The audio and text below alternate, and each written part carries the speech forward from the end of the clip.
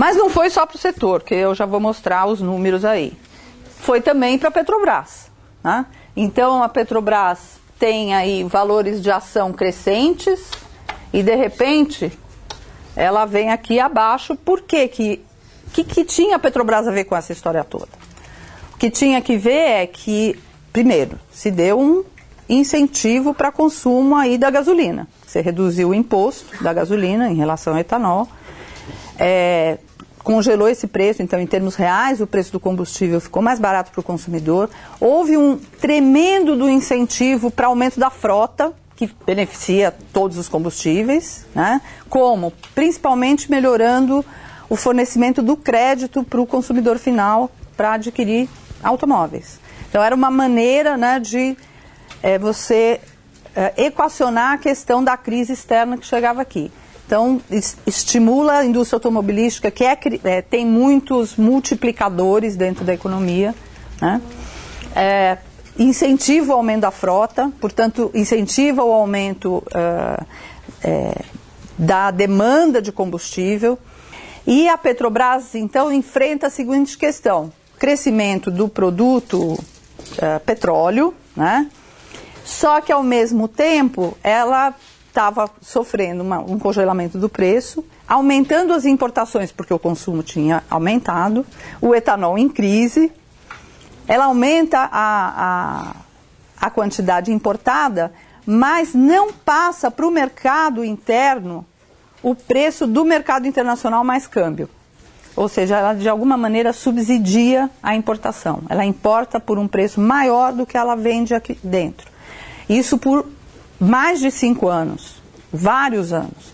Então, isso acabou corroendo, não só isso, mas esse foi um fator importante que corroeu a margem da Petrobras e a condição financeira delas tocar a vida para frente. E junto com outras coisas, o valor dessa companhia desaba. Então não é só o etanol que sente a política, mas a Petrobras também.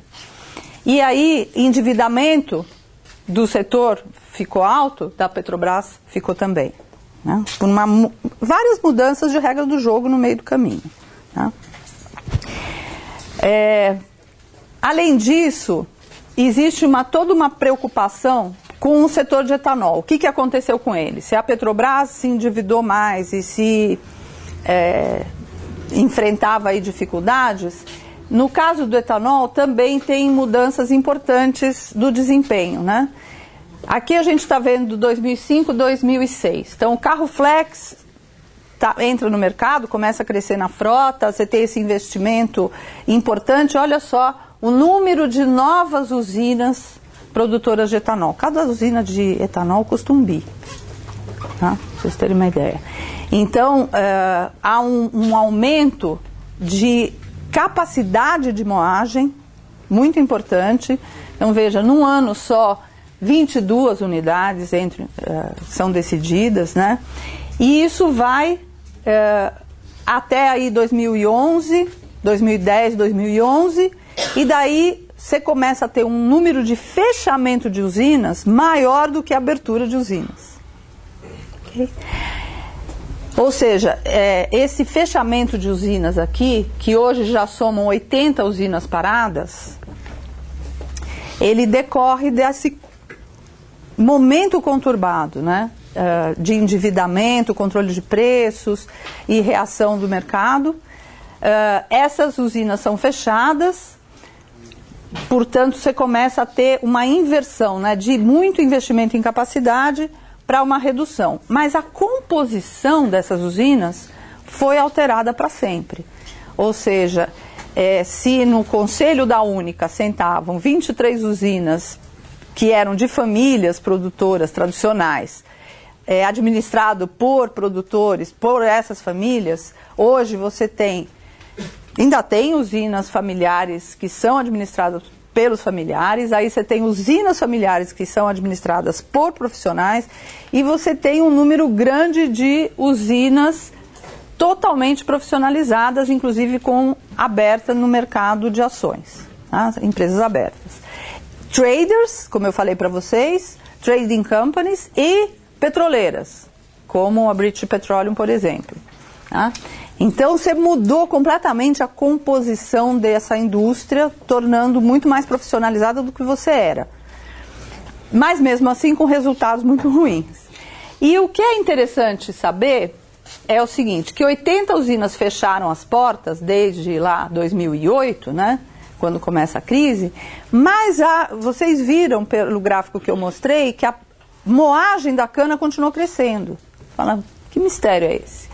Na verdade há uma mudança de composição mesmo, ou seja, as usinas que fecharam não encerraram a produção agrícola, elas transferiram essa produção para as usinas que ficaram e que eram próximas, porque esse é um dado tecnológico muito importante para a equação econômica desse setor. A cana precisa ser moída em 24 horas. Então não dá para eu produzir cana muito distante da usina, ela tem que chegar rápido, né? E ela é pesada, então é antieconômico eu ir buscar a cana com 100 quilômetros. Eu vou buscar a cana com 20 quilômetros, é o ideal, com 30, 40 quilômetros. Então, se tiver uma usina em melhores condições do que a minha, financeiras e tecnológicas, num raio aí desse tipo, né, que seja próximo, eu posso transferir essa moagem para outra usina. E foi o que aconteceu até agora. Então, ano passado nós tivemos um recorde de moagem, um recorde de fabricação de etanol, né? E apesar de 80 usinas paradas. E mais 77 em recuperação judicial, ou seja, a caminho dele. E esses 77 não vão conseguir absorver toda a cana que tem em volta. Quer dizer, esse processo de substituição de quem moe, acho que está alcançando o seu limite. Nós estamos, na verdade, alcançando o limite da capacidade instalada da indústria de moer. Tá?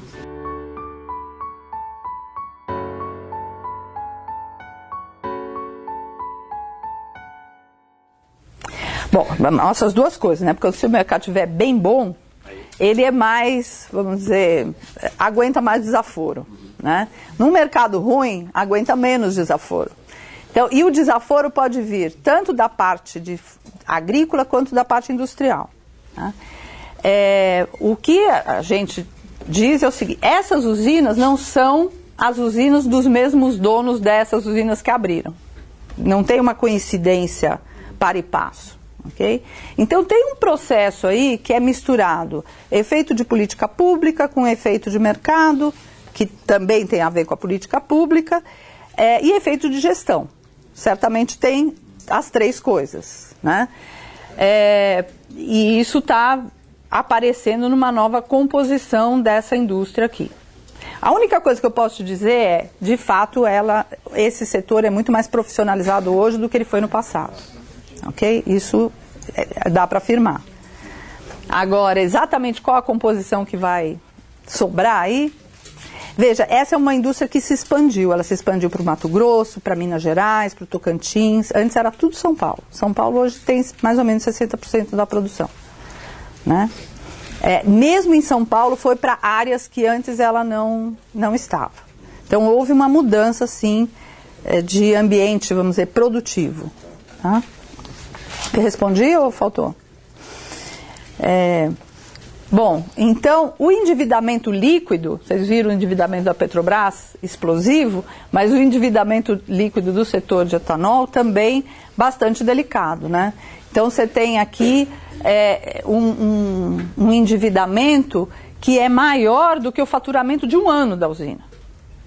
Né? Então isso é alguma coisa que dificulta muito a vida dessa usina para operar, um endividamento desse tamanho. Tá? Isso aqui, eu estou olhando em relação ao faturamento. Em relação ao serviço da dívida, então juros sem amortização, isso chega para muitas usinas a 25% do seu faturamento. Então ela serve a dívida 25% e o total da dívida líquida do ano é maior do que... O total da dívida líquida é maior do que o faturamento de um ano dessa usina. Então, realmente, condições financeiras muito delicadas. Né?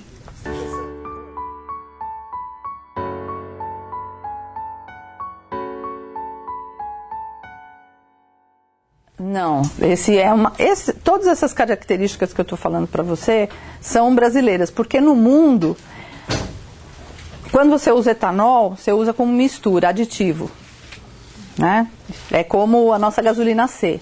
Então, mesmo os Estados Unidos, que são os maiores produtores de etanol do mundo, eles misturam até 10% de etanol na gasolina. Existe já aceito lá uma mistura de 15%. E na verdade existe carro flex que anda com uma mistura que é 85% etanol e 15% gasolina. É chamado E85. Né? Eles têm mais de 20 milhões de carros também flex, que você pode usar ou etanol 85 ou etanol 10. Okay? Só que os americanos não sabem que eles têm esses carros. É um desconhecimento geral do consumidor. E também não tem a infraestrutura nos postos de gasolina no país inteiro. Tem na área do milho. Então, é muito pouco usado esse automóvel, que é flex, como flex. Tá? Então, é uma lógica completamente diferente. Aliás, facilita ser do milho, porque milho é uma commodity internacional, que tem um comércio internacional muito forte, né? Que já explorou todos os investimentos em tecnologia em termos de ganho de produtividade, principalmente na área de transgenia. E esse milho pode ser estocado. Se a cana eu tenho que moer com 24 horas depois que eu estou colhendo, o milho eu posso fazer comércio internacional de grãos. E existe, né? Então é muito diferente a condição de operação de uma indústria de etanol de cana e uma indústria de etanol de milho ou de beterraba. Né? Completamente diferente.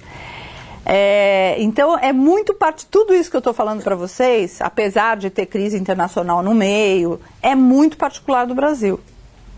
Né? Poderia melhorar se eu tivesse um mercado mais desenvolvido aí fora de mistura de etanol? Sim, especialmente se ele reconhecer as questões ambientais, atributos ambientais. Nos Estados Unidos, o Brasil tem prêmio de preço por reduzir emissões em mais de 50%. Ele é classificado dentro de uma categoria que é avançados. Então você tem o etanol de cana de primeira geração, que é esse que eu expliquei, sai do caldo da cana, etc., mas tem também o etanol celulósico, que é um etanol que vem da fibra, da celulose, que está no bagaço e está na palha. Né? Então você pode fazer o etanol de segunda geração também da cana-de-açúcar, mas pode fazer de qualquer palha, de qualquer biomassa, né? de qualquer celulose. Então são particularidades que poderiam ser amenizadas nos seus aspectos negativos se eu tivesse mais mercados para colocar o meu produto, mas tem especificidades muito importantes. Tá?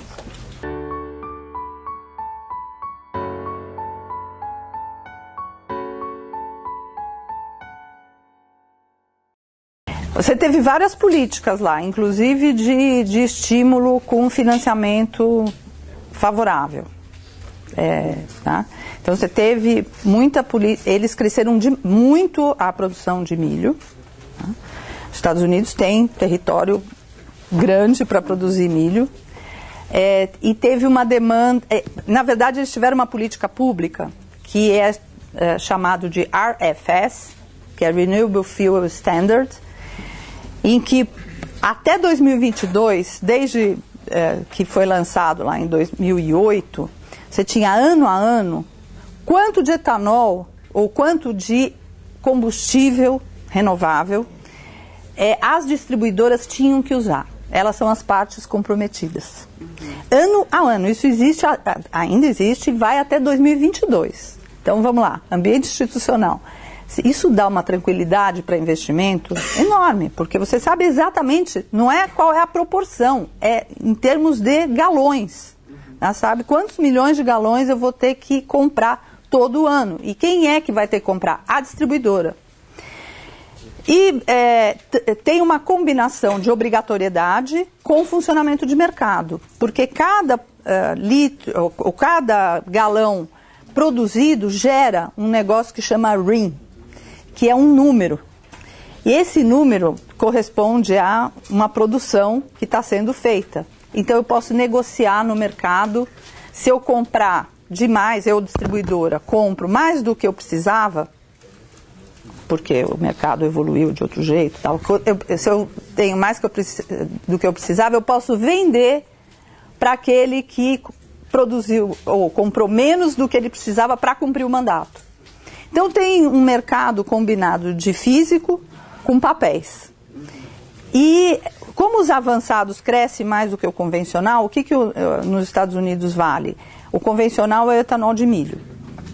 O etanol de milho, a gente viu, reduz emissões menos do que o etanol de cana e outros combustíveis. Por exemplo, o de etanol de segunda geração que vem da celulose. Okay? Então, no mandato, nesse RFS, você tem um crescimento maior dos avançados do que do convencional. O convencional chega num nível, que aliás é o ano que vem, e fica estável para sempre. Você não aumenta mais. Tá? Mas isso dá uma segurança para o investimento. Tá? Agora, preço lá reflete, sempre foi assim, reflete o mercado internacional no outro dia. Então, todo esse período que o preço do petróleo cresceu muito, isso foi muito favorável para a energia renovável. E um mandato que não é que é diferente do nosso, que compete direto na bomba com o preço da gasolina. Lá não compete direto na bomba, porque é mistura. Tá? O consumidor não fica lá fazendo arbitragem, né, na hora de abastecer o carro. Então é uma lógica diferente que acabou estimulando muito essa produção. Agora eles estão no momento de rever esse mandato, porque o etanol celulósico não teve o desempenho esperado. Então hoje você tem muito menos etanol celulósico no mundo do que se pensava que ia ter.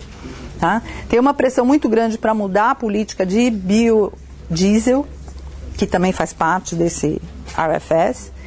Né? Então você tem uma pressão, e principalmente das petroleiras, com um preço muito baixo do petróleo, tem uma pressão muito grande para encerrar esse programa. Então tem um momento aí de abalos. Né? Eu tive a oportunidade de falar no Senado americano, única estrangeira que foi autorizada a falar alguma coisa, porque a gente é um fornecedor importante desse etanol avançado. E esse RIN, no caso do etanol brasileiro, ele recebe um prêmio, porque de fato você tem que ter uma venda maior. Tá?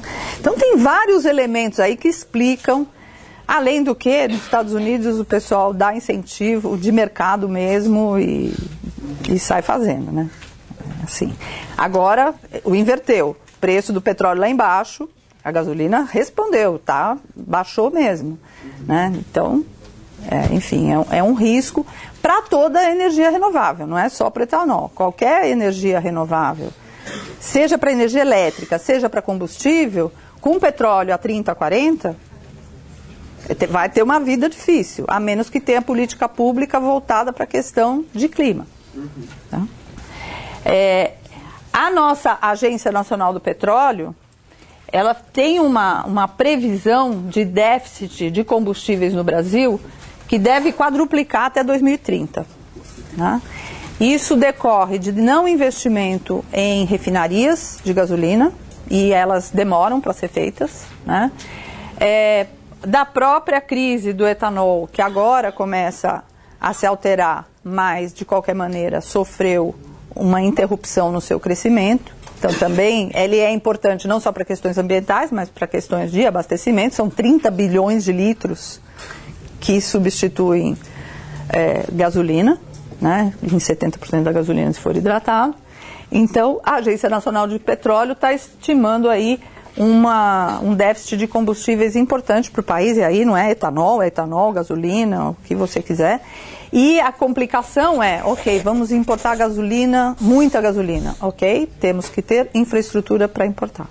E também não temos. Então existe um problema nesse momento que tem que ser equacionado.